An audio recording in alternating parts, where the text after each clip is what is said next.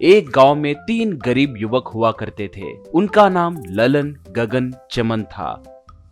वो तीनों एक गोडाउन में बोरियां उठाने का काम करते थे। ललन और गगन से चमन बहुत समझदार था। जब साथी मजदूरों को कोई परेशानी होती तो चमन उन्हें सलाह देता था। वो लोग जब उसकी तारीफ करते थे तब ये देखकर ललन और गगन बहुत जलते थे। ललन तब, ये कमीना गरीबी के चलते पढ़ नहीं पाया, अगर पढ़ा होता तो जरूर कलेक्टर बनता था, कमीना कहीं का। कहा। गगन तब, हाँ रे, चाहे समस्या कोई भी हो, ये अच्छे से उस समस्या का समाधान देता है। मजदूरों के बीच में दिन ब दिन इसकी लोकप्रियता बढ़ते जा रही है। अगर इसे ऐसे ही छोड़ दिए तो कल के दिन ये मजदूरों का नायक भी बन जाएगा रे। कहा। एक दिन तीनों घर जा रहे थे। उन्हें एक स्वामी जी पेड़ के नीचे तपस्या करते हुए दिखे। तभी एक सांप वहां पर आकर स्वामी जी को डसकर चला गया।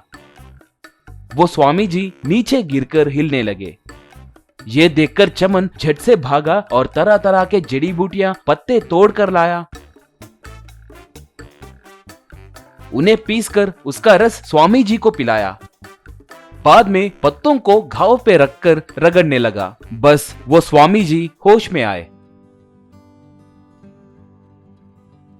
चमन को अपने पैरों पे पत्ते रगड़ते हुए देख वो स्वामी जी, बेटा, भगवान की तरह आकर तुमने मेरी जान बचाई है। तुमने सांप काटने का इलाज कहाँ पर सीखा? मैं तुम्हें कोई वर देने की सोच रहा हूँ। कहा। ललन तब, कौन बचाए तो आपको क्या स्वामी, आप बच गए वही काफी है ना। हमारे कहने पर ही ये यहाँ पर आया है, इसलिए आपको हमें भी वर देना होगा स्वामी। प्लीज स्वामी, जल्दी वो वर क्या है बोलिए। कहा। गगन तब, सांप काटने का इलाज हम दोनों को भी पता है जी। पत्ते लाकर घाव पे लगाने के लिए हमने ही इससे कहा था। इसमें इसकी महानता कुछ नहीं है स्वामी। जल्दी वो वर हमें दीजिए स्वामी। कहा। चमन, स्वामी जी उसके कहे जैसे ही हम तीनों को वर दीजिए। आखिर वो मेरे दोस्त है ना, आपकी मदद कौन करे तो क्या स्वामी। कहा। स्वामी जी हंसकर, ठीक है, यहाँ से उत्तर दिशा की ओर 100 किलोमीटर दूर एक नदी है। उस नदी में तुम्हें 3 अजीब मछलियाँ मिलेंगी। तुम्हारे अंगूठियों को पानी में डालते ही वो मछलियाँ बाहर आएंगी। उनके दिए चीजें लेकर आप लोग खुशी से रहिए। कहकर उन्हें 3 अंगूठियां देकर स्वामी जी चले गए।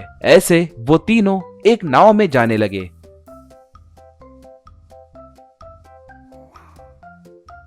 रास्ते में उनका लाया हुआ खाना सब खत्म हो गया। बाद में एक जंगल के रास्ते से जाने लगे। पहाड़ियां चढ़ने लगे और उतरने लगे।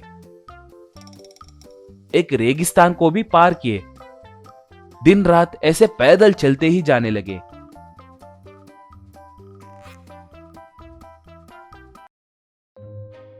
आखिर में उस स्वामी जी के कहे नदी के पास पहुंच गए। ललन तब, शायद इसी नदी के बारे में स्वामी जी ने बताया है, देखेंगे अब क्या होता है। कहकर अपने अंगूठे को पानी के अंदर फेंक दिया। बस तभी एक सोने की मछली पानी के अंदर से बाहर आई। उसके मुंह के अंदर से सोना गिरा।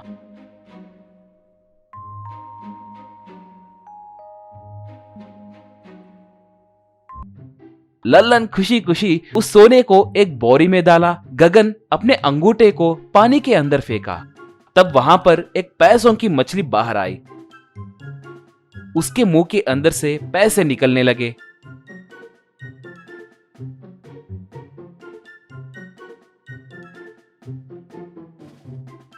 गगन खुशी खुशी उन पैसों को एक बोरी में भर दिया।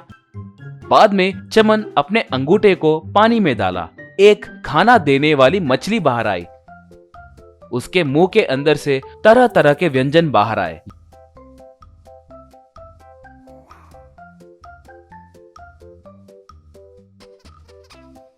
ये देखकर ललन और गगन बहुत हंसने लगे।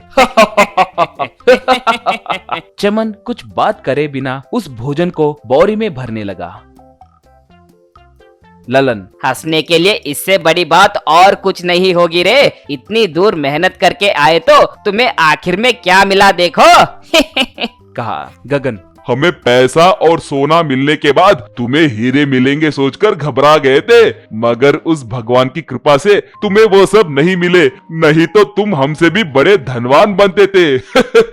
अच्छा हुआ इतना मेहनत करने के बाद भी तुम्हें सिर्फ बिरयानी मिली है। कहकर हंसने लगा। तब चमन जोर से हंसा। ये देखकर दोनों हैरान हो गए। चमन, रे निकम्मो, हम 12 दिन लगातार चलते हुए यहाँ पर आए, रास्ते में हमें खाने के लिए कुछ नहीं मिला था। तुम्हें याद है ना, घर जाते वक्त भी यही होगा। तुम्हें सोना और पैसे मिलने से क्या फायदा रे, तुम रास्ते में भूख से मर जाओगे, तब ये सारा सोना और पैसे मेरे ही होंगे ना। कहा ललन। तब रे सच है रे, तुम सच में बहुत समझदार हो, हमें माफ करो रे, हमें भूख से मरने से बचाओ रे। कहा चमन, तो तुम्हें जो मिला है उसमें से आधा हिस्सा मुझे देना होगा। ऐसे किए तो मैं तुम लोगों से भी धनवान बनूंगा। सामने वाले की बर्बादी के लिए सोचोगे तो यही होगा रे। कैसी है मेरी समझदारी। कहा। ये सुनकर दोनों अपना सर झुका लिए। ऐसे चमन एक बड़ा घर और कार खरीदकर खुशी से जीने लगा।